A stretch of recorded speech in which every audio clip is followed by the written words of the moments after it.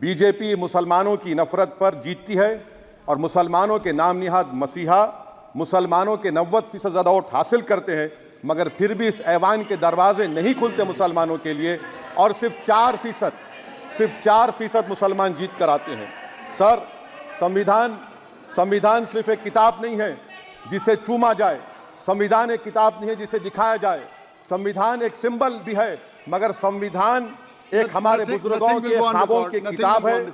हमारे जमहूरियत को हमारे बुजुर्गों ने इस तरह समझा, हमारे फाउंडिंग फादर्स ने इस तरह जमहूरियत को समझा कि इसमें हर समुदाय और मजहब और समाज के मानने वाले लोगों की राय को शामिल किया जाएगा इस मुल्क को चलाने के लिए, मगर इस ऐवान में सिर्फ 4% मुसलमान जीत कर आते हैं। मैं संविधान से जो मोहब्बत के दावे करते हैं उनसे कहूंगा कि कभी उठाकर पढ़ो कॉन्स्टिट्यूएंट असेंबली डिबेट्स में कि नेहरू ने, एच.सी. मुखर्जी ने, सरदार हुकुम सिंह ने माइनॉरिटीज के बारे में क्या कहा था।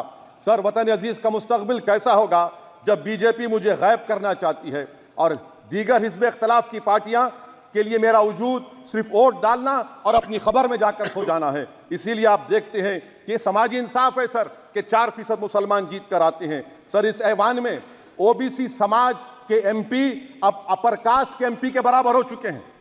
ओबीसी समाज के एमपी अब अपर कास्ट एमपी के बराबर हो चुके हैं। और चेयरमैन साहब, आप उर्दू को जानते हैं, किसी एक शायर ने शायद बरसर इख्तिदार जमात के लिए ये शेर कहा होगा कि उसूल बेचकर मसनद खरीदने वालों, निगाह अहले वफा में बहुत हक़ीर हो तुम, वतन का पास तुम्हें था ना होगा कभी कि अपने हिर्स के बंदे हो, बेज़मीर हो तुम, इज़्ज़त नफ्स किसी शख्स की महफूज नहीं, अब तो अपने ही निगहबानों से डर लगता है, डंके की चोट पे जालिम को बुरा कहता हूँ, मुझे सूली से न जिंदानों से डर लगता है।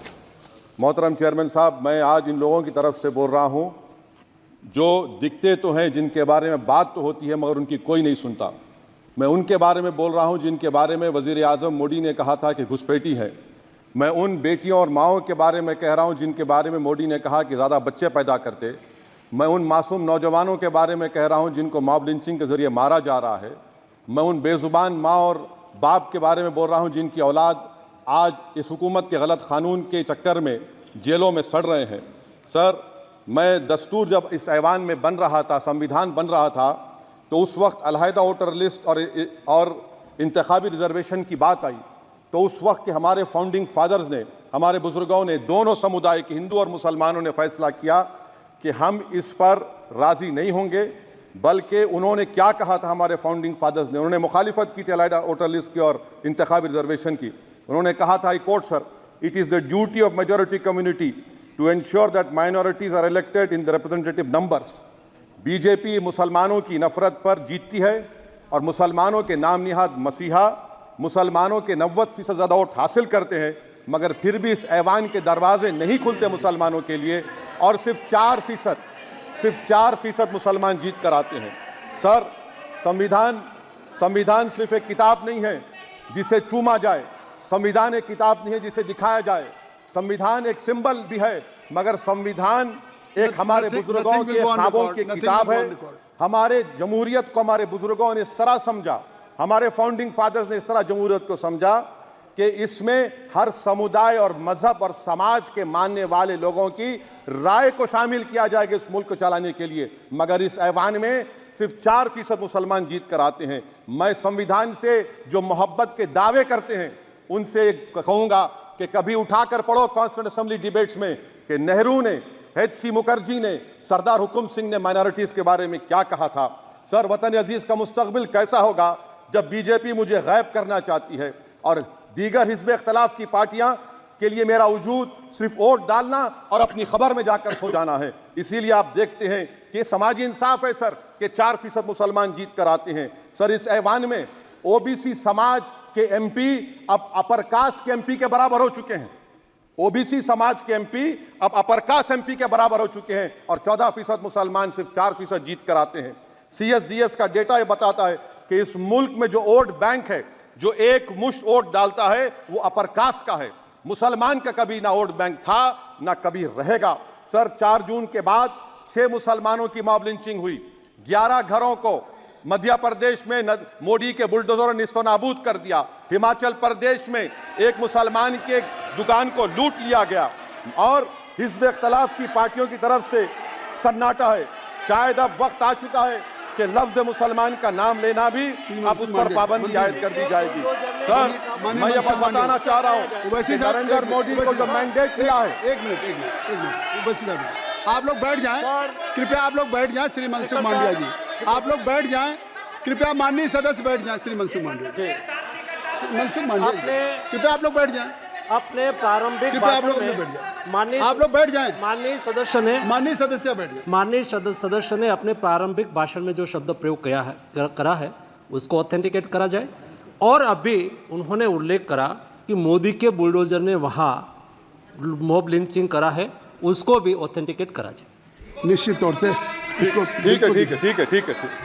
ठीक है। उवैसी साहब, जब भी कोई बात नहीं सर, आप चेयर पर बैठे हैं जी, इसलिए आप मंत्री जी को पेट में दर्द हुआ, माशाल्लाह, शुक्रिया उनका। नहीं, तो सर मैं मंत्री की जवाबदेही है ये नहीं, मंत्री इससे बुरी बात क्या है? पेट में दर्द हो सकता है, वो दर्द ये सब ठीक। अच्छा, दर्द हुआ, चलिए दर्द हुआ, दिल का दर्द हुआ।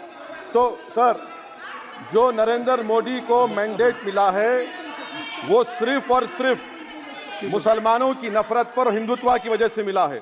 I would like to say it is not Modi's in dock, but every single person who voted him despite his anti-Muslim voice.